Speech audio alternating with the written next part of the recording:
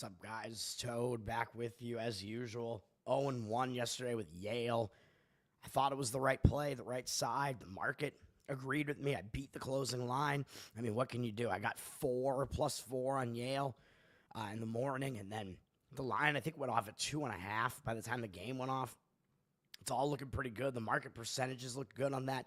Yale was winning for a decent chunk of the first half. They got back into the lead in the second half, and they were winning by 5, I think, with about 7 minutes left in the game, something like that, and they wind up losing and not covering. And they're also back within 4 in the final, minute, I think. So it gets to that point, but you kind of know at that point they're probably going to have to start intentionally fouling, and you're probably fucked. So that sucked. We'll move on to today. College basketball just has to get better, man. I mean, it's been bad for me so far. And I'm playing, the majority of what I'm playing tonight is college basketball because it's a huge college basketball slate. And I've been crushing hockey, and I'm skipping hockey again today because I just don't see a spot that I love that much. I do have 2 NBA plays today as well, plus 5 college basketball plays on this packed college basketball card. So need to turn this around, man. And the NFL game yesterday was just crazy. I don't think anybody expected that game. I mean, what can you say? Just high scoring ridiculousness. I mean, I got the pick right on Denver in my pools, but it probably should not have happened that way. 2 pick sixes. Jameis Winston, man. I mean, I love this guy. I think he's hilarious. He's got a really great arm. He should have been starting his entire career, man. It's just, this is basically why he hasn't been, is because he makes dangerous throws all the time. But it's like high risk, high reward, man. I mean, what do you want? They were in that game last night. So, I mean, he had a great performance. And the most hilarious thing about that game last night was that I went into my fantasy matchup last night losing by 33 points. And I'm sitting at second in my league right now of 12, potentially trying to grab the first spot in the league. Sitting at 8-4 going into that game. I'm down 33 points. My opponent's done for the week. And I had Jerry Jeudy left, and ESPN was like, you have a 0% chance to win this fantasy matchup. He put up 36 points. He had a career night with Jameis Winston throwing to him, over 200 yards receiving. I think 2 touchdowns, 36 points, and I win. Unbelievable. Historic Monday night fantasy comeback. Basically, anybody that had Jerry Jeudy. Oh, man.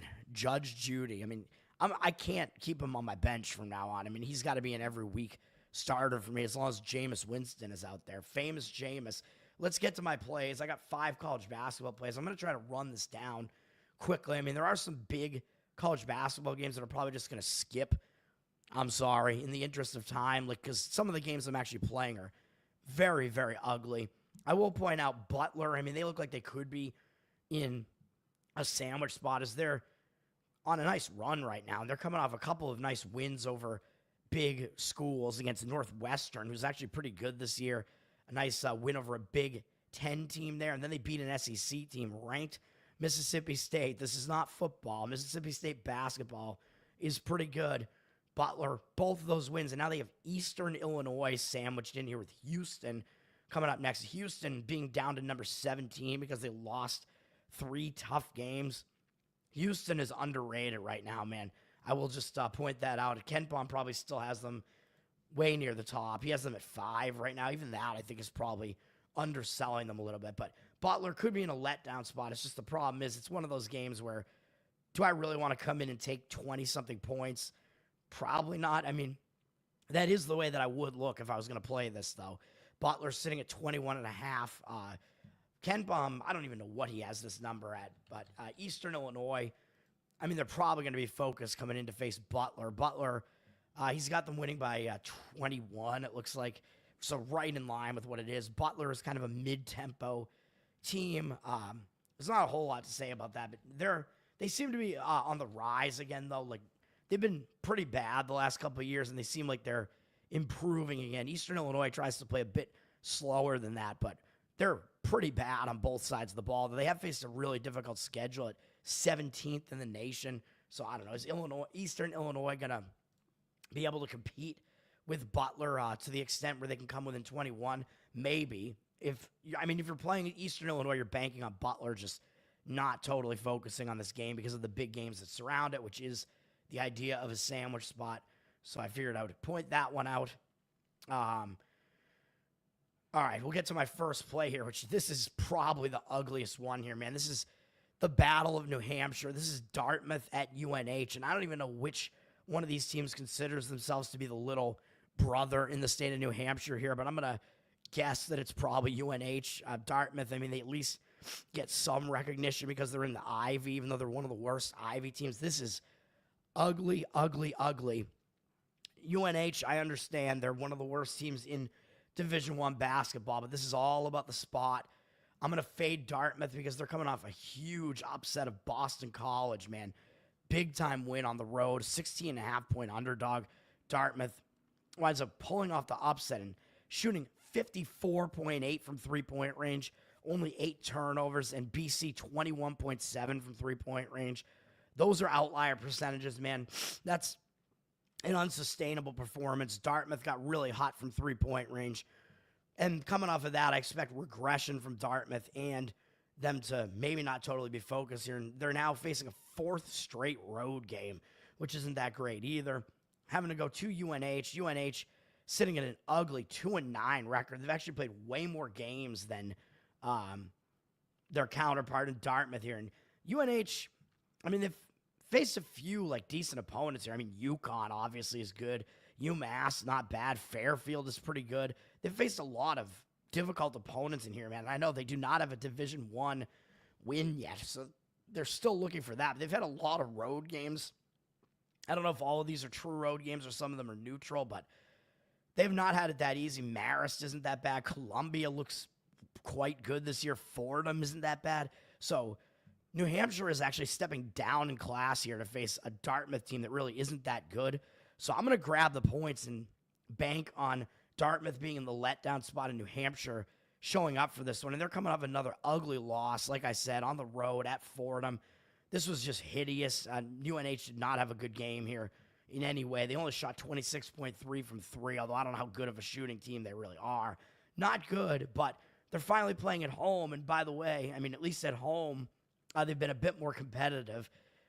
Losing, this was bad. The Sacred Heart loss was bad, but, Holy Cross isn't good either, but at least they only lost by 2 there. They only lost by 6 to Fairfield, and then, they beat 2 non-Division I teams at home as well, but at the very least, they're better at home than on the road, is at least what you can say here. Dartmouth is up from 1.5 to 3.5, which I don't like, but looking at the KenPom numbers, KenPom has this at 2, so there does seem like there is some line value. Now, he's got Dartmouth not good at 333rd in the country. So this is a battle of 2 real ugly teams here. He's got Dartmouth, one of the worst offensive teams in the nation, and not even very good defensively either. Both pretty much in the bottom third of both. Not good at all. He's got them at 81st in tempo, so they like to go faster, which maybe they won't be able to do at New Hampshire, because New Hampshire, let me see, where's New Hampshire at? New Hampshire plays at the 173rd tempo, so they may try to slow it down a bit more than what Dartmouth would like, so maybe that can help them get within the number as well. He also has Dartmouth at 30th in his luck index, so as I keep pointing out, that luck index is indicative of have you overperformed or underperformed based on how you've done statistically so far. KenPom is saying that Dartmouth has been one of the more overperforming teams in the country, and they've faced a weak schedule at 300th in the nation, so they have not faced a difficult schedule so far. They did get that win over BC. Not that BC is really a monster there, but it is an ACC team. But Dartmouth also beat Sacred Heart, who beat New Hampshire, but I don't care about that. But the rest of the schedule, and they lost to Marist, both teams did, and they played a Division I team in Albany and BU. So I don't know what you could gather from that, but it hasn't been a difficult schedule for them. And like I said, New Hampshire has actually played more games for whatever reason. They've had way more games so far there. So they're a bit more battle tested and more used to playing at the very least. So I don't know. I don't consider that to be a bad thing as long as the rest situation isn't that bad. And I think for both teams, the rest spot is about the same. Dartmouth hasn't played since the 29th. Actually, New Hampshire played on the 1st, but they lost another game. Well, yeah, so UNH has the worst rest spot, but still, with all these games that they've lost in a row, I don't think they're going to not show up for a game against another New Hampshire school like this. So, and like I said, the main crux of this play is that Dartmouth is coming off that play against Boston, that win over Boston College, that huge upset there. So Dartmouth, 300th in the nation strength of schedule, like I said. New Hampshire, he's got at 204th, so he has them as facing not a difficult schedule, but at least significantly more difficult than the weak schedule that Dartmouth has played. He's got them at 285th in luck, so he has them as one of the lesser luck index teams. He does have them worse offensively and defensively than Dartmouth. I mean, he's got New Hampshire as one of the bottom 10 teams in the entire country. I know I'm playing on a bad team, but at least when you're playing a bad team like this, at the very least, they're at home getting points against another team that's quite awful. So that's what I'm going to do there. That is, I mean, this is the bottom of the barrel stuff, man. This is ugly, but primarily, like I said, it is a letdown spot. So New Hampshire plus 3.5 is the first play there. Going through this slate, Dayton could be in a letdown spot here, man. So I was looking at Dayton briefly here, trying to see like which games do I actually have and which games do I want to talk about real quick. I mean, they just faced a gauntlet, man, losing to North Carolina by 2, Iowa State by 5, and then beating UConn, and now they're coming off all that and facing Western Michigan. They could be in a letdown spot, and if they didn't have this Lehigh game in here and they had Marquette up next, it would be a major sandwich spot. I still think it is a letdown spot for Dayton, so I would look to go against Dayton here, but do I want to come in and take a 24.5-point underdog and what could be a mismatch? No, not really. And if you look at Western Michigan, I mean, they're not good, but they also are coming off a nice upset of Youngstown State, so they're coming off an upset themselves. So I'm just going to stay away from this one, which is unfortunate because once Dayton beat UConn, especially beating them by double digits like that, I'm like, we got to look who's Dayton playing next to try to fade them. Dayton's up from 23 to 24. If you do actually want to take Western Michigan here, I will say that Dayton does play an extremely slow-paced game, so at least there is that. You're asking Dayton to lay 24 points, and as a very slow-paced team, it may not be that easy for them to do that, so I will at least point that out. Next up is UNC-Greensboro, money line minus 105. This is a kind of odds maker versus record mismatch here. I'm fading High Point, and I know High Point is good. Both of these teams are actually good, though, in my opinion. These are both competitive teams, and Greensboro is from the somewhat more competitive conference here. So I think we're looking at misleading records here. High Point is 8-1. Greensboro's 3-4. I know High Point is good. They have one of the best offenses that's out there, really, especially for these mid-majors. Yeah, High Point, they go fast, they score a ton, and they don't play defense. That's their MO. Same thing last year, which is what got them caught in the Big South tournament, where they were the best team in the Big South last year, and they wound up losing anyway, I think, to UNC Asheville, I want to say, was the team that knocked them out last year. I don't remember, but UNC Greensboro, they're not a bad team, and you're taking a home team with the better defense in this one in a pick the winner situation. And pick the winner, the public's going to come in and be like, wait a minute, 8-1 against 3-4, and both of these teams are like okay mid-majors. Basically, how could I not play UNC Greensboro? Well, I'm going to explain why, because there are a few reasons why I'm going to play on them here. High Point, for one thing, they have not faced a difficult schedule, really. Beating UAB, that's pretty good. That's a good win. That's basically their big win on the season, man. Other than that, really, really weak schedule. Not impressive schedule so far. They're coming off a win over Pfeiffer. Michelle Pfeiffer, I think. They just beat Catwoman. And now, coming off of that, they're facing their first true road game of the season this late into the season. That's not an easy thing to do, man, even though I know both of these teams are from, I believe they're both in the Carolinas, but you're going out on the road to an actual road environment for the first time this year. Not the greatest spot to be in, man. A lot of times when teams face that first true road game, they can tend to get caught, so that's not good for High Point. And they do have a big game coming up in 3 days against North Texas, too. North Texas is actually a pretty solid team. And I don't know, but High Point may consider that to be a bigger game. Maybe not, because both of these games are Carolinas. But the fact that UNC Greensboro has a really bad record and North Texas has a pretty good record and they will be hosting them, it is possible they kind of take Greensboro a little bit for granted here. And on the other side, Greensboro, they've faced a significantly more difficult schedule, man. I mean, they faced, SMU was not a bad team. They lost to Indiana, who, even though they're overrated, that's still Indiana. They crushed Long Beach, Long Beach is a decent program, though they look like they're pretty bad this year. And then these last two games, San Jose State and UTEP, those aren't terrible teams. And UNC, Greensboro, was competitive in those games. And now they get High Point at home. So I'm going to go with Greensboro here, the team that's a little bit more battle-tested. They're coming off that. Those games are in one of those early season tournaments. The Ball Dogs Classic in Henderson, Nevada. Ridiculous name, Ball Dogs. It's a very gay tournament, actually. Everybody's just they're all ball hawking in that tournament there. And then High Point, like I said, they're not staying at home, but they're staying in their own area and then going out for a first true road game. Coming off that game against Pfeiffer, the rest difference isn't that much.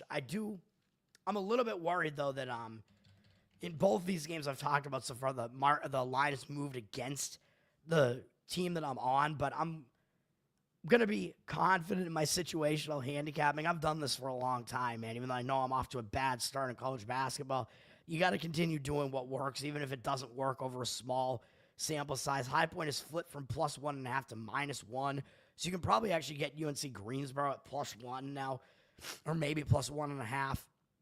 It doesn't matter that much. Just playing them in the range of win the game, I think, is fine. KenPom, I don't want to give away. By the way, you should all buy KenPom, by the way. He's the best statistical analysis model that is out there in any sport, in my opinion. College basketball, his power rankings are a great asset, and it's only like $20 or $30 a year to get all of his numbers, full access, so why not? He has Greensboro winning this game by 1, and this is one of those KenPom mismatches that I look for, man, where you're looking at why is the line, like, basically pick the winner when Greensboro has a way worse record. Well, he's got Greensboro at the 118th defense in the country, 167th overall. So even though they're not the better team here, it's not that big a mismatch at all between them and High Point. They're both decent, competitive, like mid-tier teams here.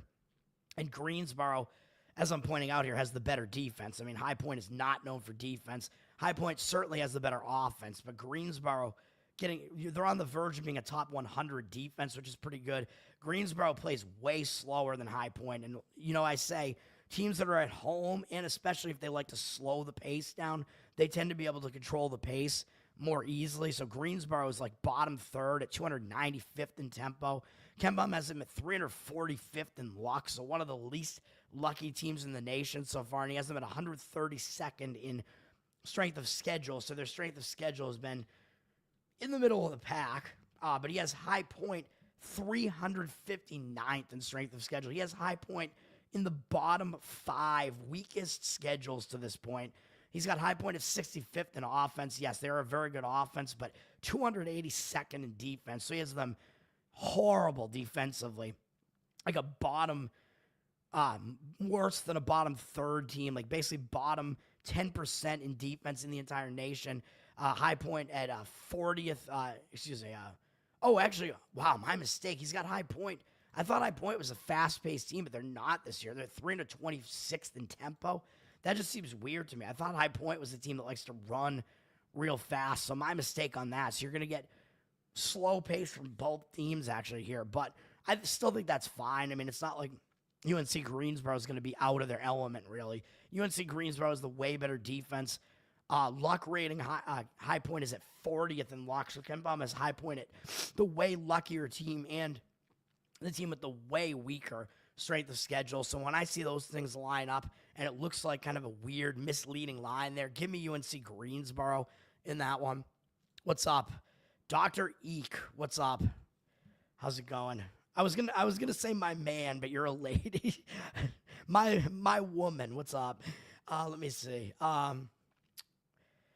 What else is I going to talk about here? Oh, I skipped over that one. Next up is another play I got here. I know I'm skipping over some of the big actual matchups in the interest of time here, but you guys want my plays, I assume. So Georgia -9 is up next. I'm going to lay kind of a hefty price with Georgia here against Notre Dame. I mean, on the surface here, yeah, it looks like maybe this would be a competitive game, although Georgia does have the better record, 7-1. They're 5-0 at home. And by the way, UNC-Greensboro is 2-0 at home, although I don't think they've really faced difficult opponents at home. But still, you're looking at a team that hasn't played on the road yet at all in High Point versus a team that's 2-0 at home in UNC-Greensboro. So Georgia, this line looks like it's continuing to climb, by the way. Georgia, I mean, it's no real secret they're the better team here as they have the better record, but I think the public might still look at this and think this is maybe somewhat of a competitive matchup here. And I know this is the SEC-ACC challenge, so both teams do tend to get up for games like this when you're representing your conference, but I just think Georgia is actually a pretty strong team right now compared to Notre Dame. Notre Dame, I don't think is that good, and Notre Dame, I know they're coming off a gauntlet. They face a difficult schedule. There's no question about that, but they just lost to Rutgers. Rutgers, as I've been saying, is an overrated team. They're probably in like the 60th, like 60-something ranking-wise in KenPom's power rankings. They're not that good. They shouldn't have been ranked. But then Notre Dame played fairly competitively against Houston, and that's a team that grinds you down on defense, man. That Houston team is very good, very physical. And then they had to turn around and play a more up-tempo game against Creighton. And they came really close to beating a ranked Creighton team, too. Although Creighton did have kind of a stranglehold on the game for a lot of it. Notre Dame didn't go away, and they actually took the lead in the second half, refused to go away again once they fell behind, and they hung in that game. They were down 3 in the final minute of the game. So I'm going to look to go against Notre Dame coming out of that gauntlet here. And speaking of road games, and they are 1-0 on the road. They won at Georgetown, assuming this was a true road game. I think it was. Yeah, it was in Washington, D.C. I think that was at Georgetown's arena.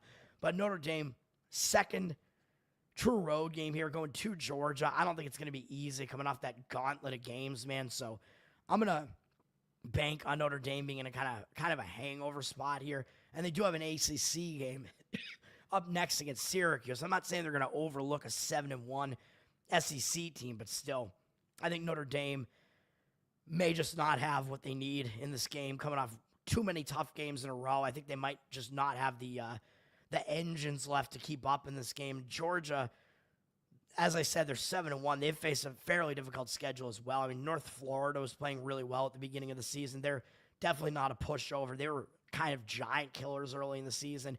Georgia Tech, that's a big rivalry game, even though Georgia is better than Georgia Tech. Georgia still took care of business there. They lost to Marquette. Marquette's a very good team. And they beat St. John's, who I actually think St. John's may be a little bit underrated right now. And coming off those two games, I thought Georgia was in a bad spot playing an underling in Jacksonville, and Georgia just completely annihilated Jacksonville. So I think that's a nice kind of momentum continuing win there. That really shows me something. If Georgia can come off those bigger games like that, a big win over St. John's and have no letdown at all and just mop the floor with somebody, I think that's good, man. That's going to continue their momentum into this game. I like Georgia in this one. Let me see. Georgia's up from 7.5 to 9. Anything in that range is kind of the same, though. If it's above 7, I mean, there's not a whole lot of a difference between 7.5 and 9. 7 is a key number, but everything above 7 like that, between 7.5 and 10, basically is pretty similar in basketball. And looking at the KenPom rankings here quickly, I know I'm not showing it just because I kind of don't want to show stuff that I pay money for, but it is what it is. I am giving you the numbers on these specific games, though. He does have Georgia only winning this game by 6, but I'm not too concerned about that, even though I know it's a little bit of a discrepancy there. Some of those early season discrepancies do exist in KenPom, and sometimes it's fine to fade him. I have won fading him a couple of times already this year, so I'm not scared to do it. I mean, everything else sets up nicely here. I think Georgia, nice balanced team at 46th in the country, according to KenPom. 52nd in offense, 41st in defense, pretty good. 180th in tempo, so kind of a mid-tempo team. He does have them on the luckier side at 79, and on the weaker strength of schedule side, kind of 247th. Kind of surprisingly, actually, because their schedule doesn't look that easy to me. But that is what KenPom is saying. But on the Notre Dame side, he does have them as having the better schedule, better strength of schedule, 133rd. I mean, they face Houston. I mean, that's not surprising that they face the more difficult schedule of the two. Both teams are pretty battle-tested, though. Does have Notre Dame very unlucky at 346th in luck, but I'm going to go with this just because Georgia is the better all-around team here. Notre Dame's down at 71st in KenPom's rankings. 50th in offense is pretty good, but he's got Georgia basically the same on offense, and Notre Dame significantly worse defensively at 113th. So Georgia should be able to score against this Notre Dame defense and play some defense themselves. The main difference in this game is that Georgia has the better defense, and somewhat significantly so. So we'll grab Georgia there. And then tempo-wise, actually, by the way, Georgia, like I said, they play mid-tempo. Notre Dame does not like that. Notre Dame is a slow tempo team at 287. So if Georgia's able to push the pace here, that's good to throw the opposition out of their element if they're a team that likes to play slow, which Notre Dame does. But it also means it might be an easier time for Georgia to cover a number as a favorite because they're a fast-paced team. Well, not fast, but faster. They're like the type of team that you kind of want to play laying points at home. So give me Georgia, and I have done it once this year. I did lay points with them at home, and they barely won. I mean, they've covered by a half point for me against some underling. Syracuse is at Tennessee. I mean, people are hyping that game. ESPN's advertising it because it's on ESPN. I don't really see it as really talk-worthy. I mean, Tennessee's down from 20.5 to 18, so the line is kind of moving against them, but it does look like kind of a mismatch to me. Tennessee ranked third in the nation as far as the rankings. They're probably not actually the third best team. Actually, KenPom has them right there, second, actually, so maybe I'm wrong about that, too. I'm bad at gauging these. I don't know. Let's go to the next play here because it is right there, and that's UT Martin plus 4.5. I know I told you I'm playing some real ugly games here. Charleston Southern is sitting at 4.5 here.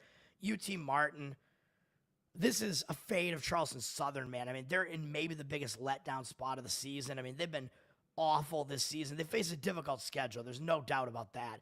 Clemson, North Florida, even Rio Grande Valley is not that bad. LSU, Furman, Georgia Tech. But look what they just did, man. I mean, yes, they face a massive gauntlet here. They're coming off beating Miami.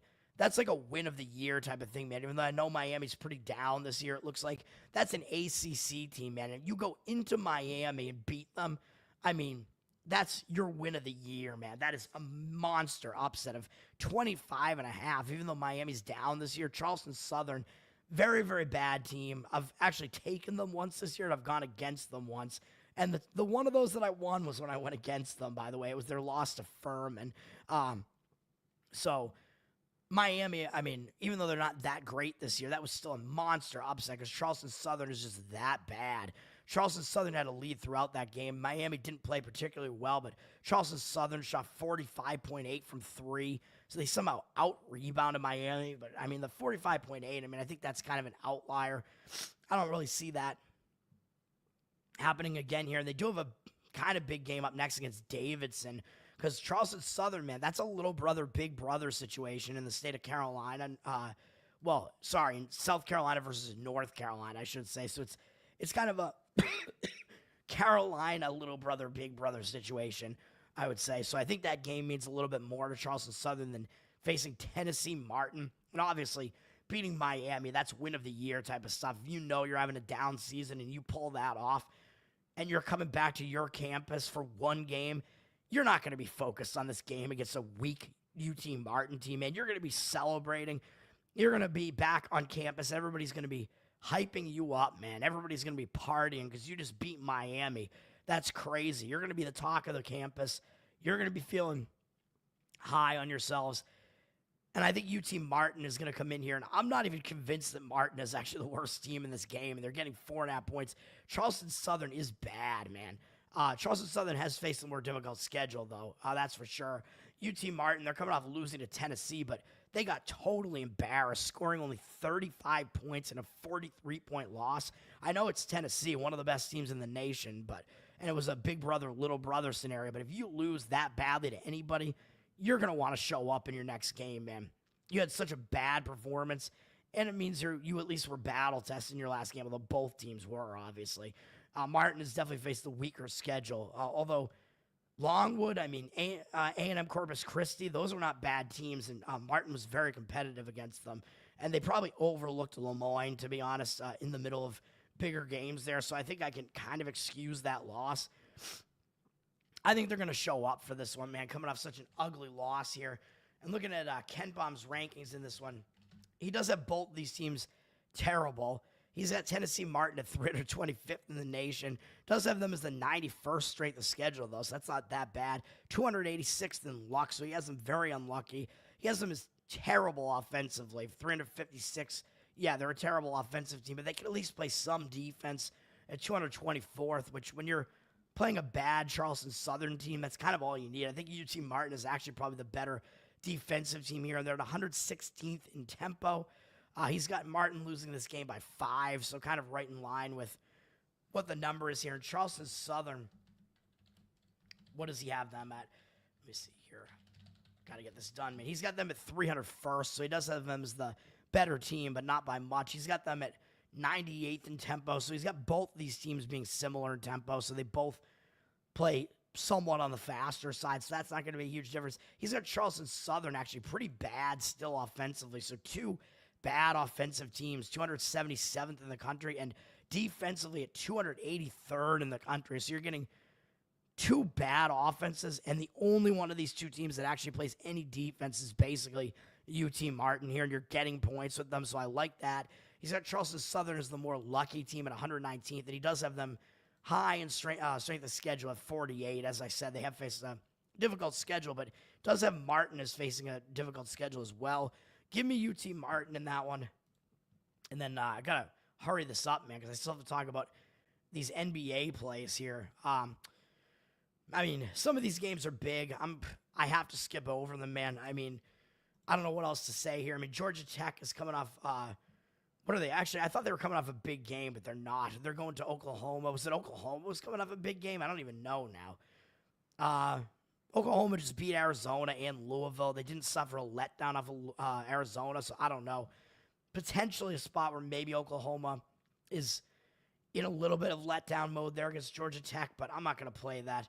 You got the Big Ten matchup between Michigan and Wisconsin, which Michigan's off to a nice start, but the rankings are telling you Wisconsin is way better than Michigan. But as the odds makers are telling you, the odds makers are actually telling you Wisconsin's not even necessarily the better team, only laying 2.5 at home. So that's kind of an interesting number there, to be honest. Kind of a weird odds maker disparity there, where it's almost like the odds makers are begging you to lay the 2.5 with Wisconsin. So I would not do that. And then Texas A&M against Wake Forest. A&M coming off one of those big tournaments as well, where they played Oregon, Creighton, Rutgers. Now they're coming off that. And probably facing an in-state rival, Texas Tech up next, and then Purdue is probably bigger than Wake Forest. So I would probably look only to the Wake Forest side here, even though they just beat Minnesota, but that's a much lesser win there than Texas A&M's. Even though beating Rutgers is not a good win either for Texas A&M, but Texas A&M coming off that bigger tournament, I would say one of the hyped tournaments that was out there over the weekend. A&M down from 11 to 9, so it does look like the line has moved in that direction. Wisconsin's actually up from 1 to 2.5, so it looks like money is coming in on their side. I don't get it. And Oklahoma's up from 10 to 10.5, so kind of the odds are moving in that direction too, which is kind of weird to see. My final play in basketball is Louisville -3. This is one of those plays, man, where you get the home team unranked, favored against a ranked road team, and yet again, it's just like last year, man. Ole Miss is in the rankings, and I'm saying they're overrated, and they shouldn't be in the rankings because Ole Miss doesn't play any defense, and I think that's still the case here. Ole Miss is coming off their first loss of the season in a tough matchup against Purdue, where they played Purdue to within 2 points. That's a difficult game to come off of, man. And when you're rolling along like this, and they really haven't faced that difficult a schedule either. You're rolling along like this, and then you face your first loss of the season in your big step-up game of the season, coming off a big game against BYU, too. That's not easy. That can hang you over into the next game, and this is their first true road game of the season, having to go to Louisville, so that also is a bad spot when you haven't faced any true road tests yet this year. This is going to be one. Louisville kind of flying under the radar. I know that they lost a couple of these step-up games against Tennessee and Oklahoma, but this is a big home game for them, man. Even though they do have Duke up next, I don't think they're going to overlook Ole Miss in this SEC-ACC matchup with Ole Miss coming into their place. I think they're going to be focused on it. even though they are coming off a loss. Louisville, I think, was actually probably favored in this game. Yeah, they were. So they got upset by OU, even though OU is actually undefeated right now. Louisville's actually the better team. Louisville beat Indiana and West Virginia. Those are decent wins, even though Indiana's overrated, as I said. And losing to Tennessee, no shame in that. We know Tennessee is actually quite good. I don't see any market indicators on this yet. Just Louisville is sitting at 3. Ken Baum, let me see. Ken Baum actually has Louisville at 38th in the country. I think he has them winning this game by he has them winning by 4, so a little bit more than what the odds are telling you. He has Louisville as a slightly better team over Ole Miss, where the odds makers have them almost about even, and maybe Ole Miss a little bit higher than them. But I think that they're skewing it a little bit because of the perception, because of the rankings. I guess Louisville has the worst of the 2 records, but Ken Baum actually is telling you Louisville's actually the better team here. So a line higher than 3 would make more sense. Louisville's the better defense by far at 21st in the country. 61st in offense isn't terrible. Ole Miss is 22nd according to Ken Baum in offense. They're definitely an offensive team. They're good offensively, but 89th defensively. Like I said, just like last year, Ole Miss is overrated because their defense, it's not good. They're 199th in tempo, according to Ken Baum, and Louisville is at 92nd. So Louisville, despite being the better defense and lesser offense, actually likes to speed it up more than Ole Miss does. So Louisville might try to speed it up as well. Weird contrasted styles there. So maybe Louisville, when there's a contrasted styles, being on the home team usually is not a bad idea because usually they can control the tempo, whatever it is. Louisville at 205th in luck index. I like how Ken Baum has these so close to each other in rankings, so I can see them both at once. And Ole Miss at 199th, so he has Ole Miss a little bit luckier, but no real difference there. And he's got Ole Miss, though, big difference here at 238th in strength of schedule. As I just pointed out, not a strong schedule, and he's got Louisville at 57th. So Louisville, better defense, way more battle-tested at home. First true road game for Ole Miss. And Louisville may be able to control tempo difference in this game, too. Give me Louisville. And then the other game I'm going to talk about before I switch over, Kentucky and Clemson. This is a weird one, man. Where Kentucky's up from Pick'em to 2.5, but 67% of the tickets on them, 73% of the cash on Clemson.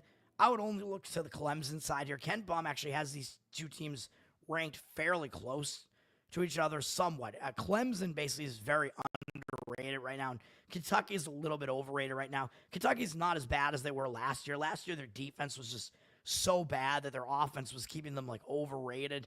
They don't have John Calipari anymore because he's at Arkansas, but this Kentucky team, they're still good offensively this year, but their defense has actually improved, but they're not the 4th best team in the country. I think Ken Baum probably has them in like the top 15 maybe, and he has Clemson probably somewhere around like the 20-something range, man. So this is actually not that much of a disparity between the two, and I think he actually has Clemson winning this game by about 1. So when you see a huge ranking difference like this, number 4 at an unranked team, and the line is almost pick the winner, it looks way too easy to take Kentucky here, man. So I would only look to the Clemson side in this one, even though schedule-wise there's not a whole lot going on here. I mean, Kentucky, will they look ahead to Gonzaga? Maybe. It is their first true road game, so that may be a little bit difficult. Clemson's 5-0 at home to start the season, and Kentucky has not even played on the road yet. Clemson's faced a little bit of an easier schedule, though Penn State's pretty good. San Francisco is actually good. Boise is good, so their schedule hasn't been like crazy easy. Both teams coming off kind of easy games. I do like the Clemson side there. I'm tempted to play it, but I probably will stay off it. Let's look at NHL real quick, and then I'll do my NBA plays. I don't have any plays in NHL. I don't even know if I really want to talk about too many of these games, but I don't really know what to say here. Florida's coming off beating Carolina 2 straight games, so they could be in a letdown spot going to Pittsburgh. I'm down from -175 to -167, so lean would be to take that underdog price with Pittsburgh there, but I don't know if I really actually want to do that. Carolina's coming up those 2 losses, but tough games, but losses that were so ugly that it doesn't look like they have the cash on them at 95%, 73% of the tickets, so maybe the money is coming in on that side. I mean, a couple of these games just have huge lines, so I don't know what I want to do.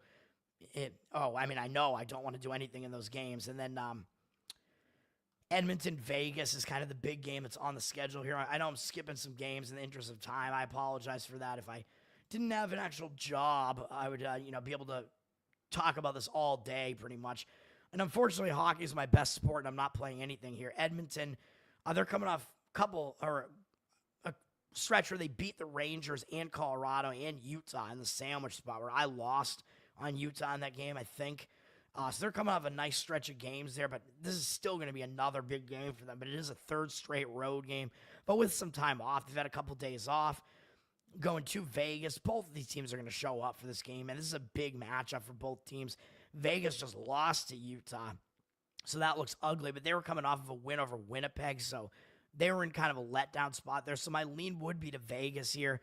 Same amount of rest here, staying at home, and coming off an uglier loss, whereas at least for Edmonton, they've already had a successful road trip. Edmonton is up from minus 120 to minus 128, though, with 58% of the tickets, 91% of the cash. But I actually disagree with the market read in that one to some extent. I would look to be taking the underdog price there with the who was it again? With the Vegas Knights. The one odd thing about that, the odds makers is that the odds makers are telling you, even though Edmonton has the worst record, they're actually a road favorite, though. So there is kind of a weird odds maker versus record disparity there, where it looks like Vegas is the better team. So in a way, it almost looks too easy to take Vegas on the money line there as the team with the better record. But situationally, I actually think that Vegas is the preferable side. NBA, Wizards and Cavs. Cavs are coming off that huge win over Boston.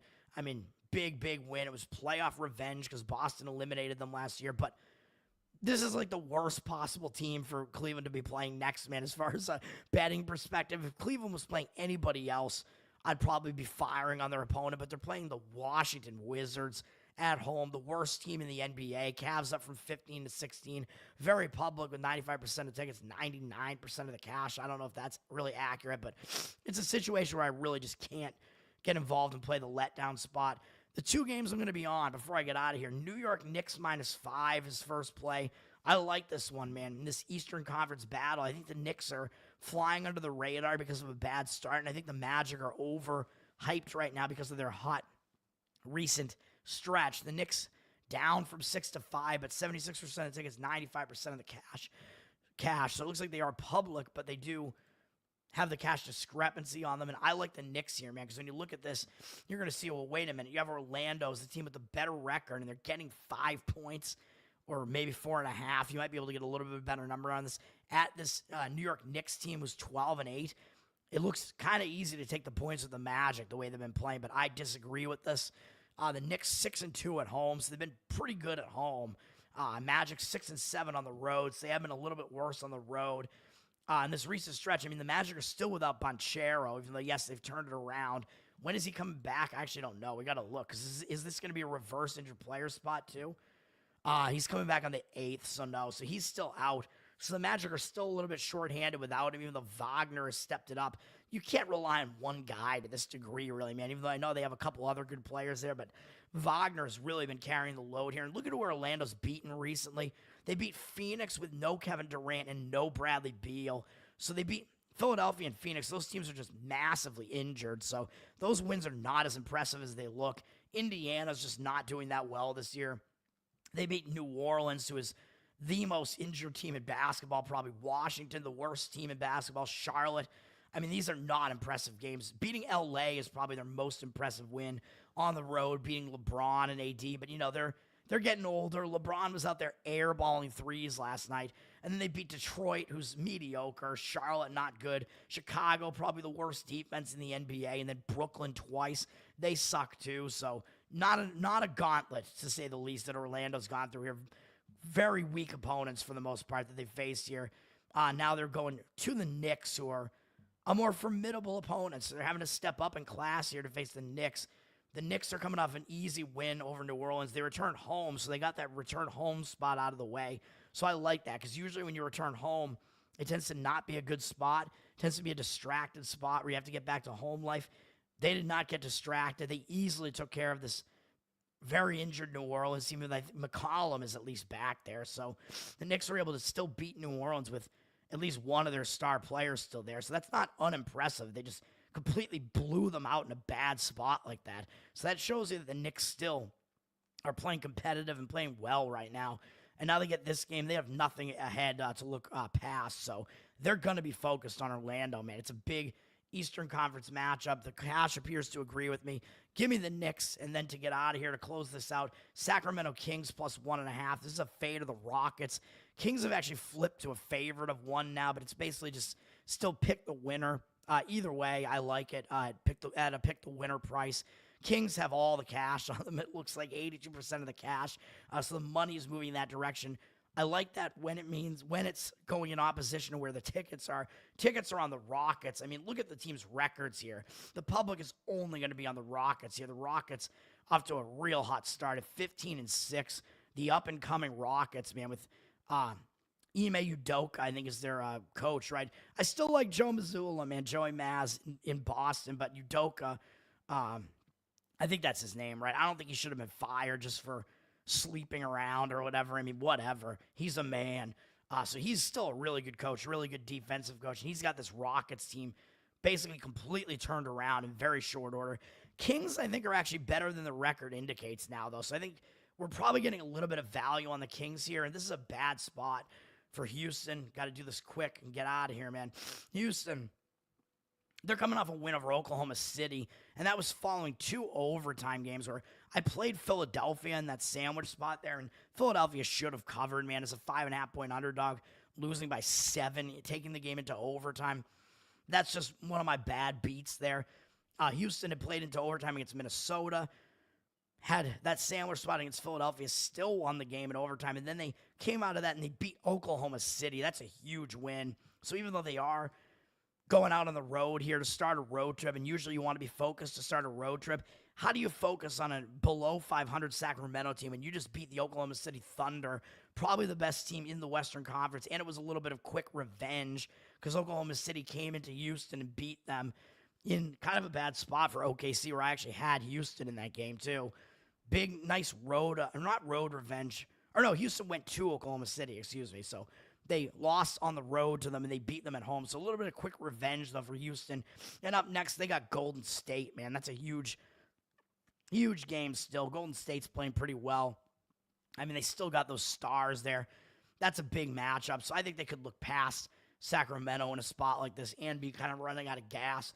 Sacramento's in the better spot here, in my opinion. They returned home in their last game. They lost to the San Antonio Spurs. They're going to be in bounce-back mode here. They've been playing real bad recently, losing 6 of their last 7, with a win against a competitive Minnesota team on the road mixed in there. So, I don't know. Maybe they were in letdown mode after that one, so they lost to Portland. I don't know how to explain a couple of these ugly losses in here, but Sacramento, I think they're going to be focused on Houston coming into their place, man, after a stretch of losses like this. And this being their second of the 2 home games, they don't want to go 0-2 on this homestand, so they returned home. Maybe they were a bit distracted, in that return home spot. Maybe a little bit of a late Thanksgiving they had to do there. I think they're going to show up for this one and now be focused. Much better spot for Sacramento. So give me them, and that's it. That's going to do it for me, man. My plays one more time. College basketball, Georgia -9, Greensboro, money line -105, or maybe you can get +1 on them. New Hampshire +3.5, UT Martin +4.5, Louisville -3, NBA, New York Knicks -5, Sacramento Kings +1.5, and that is it. That's going to do it for me. Jay Foote, what's up, man? No, I don't sleep ever. I know, this is massive autism. Thanks for hanging out, guys. I'm Tower Gang Toad. You can follow me on Twitter and follow the Tower Gang Podcast, patreon.com/Tower Gang. Bonus content, pre-show, post-show. Hang out with us in a Telegram and go watch us tomorrow night and laugh with us. It's the most hilarious, offensive podcast out there. Tomorrow night, 9:11 p.m. Eastern. Tower Gang, baby. Peace out. Let's have a good one.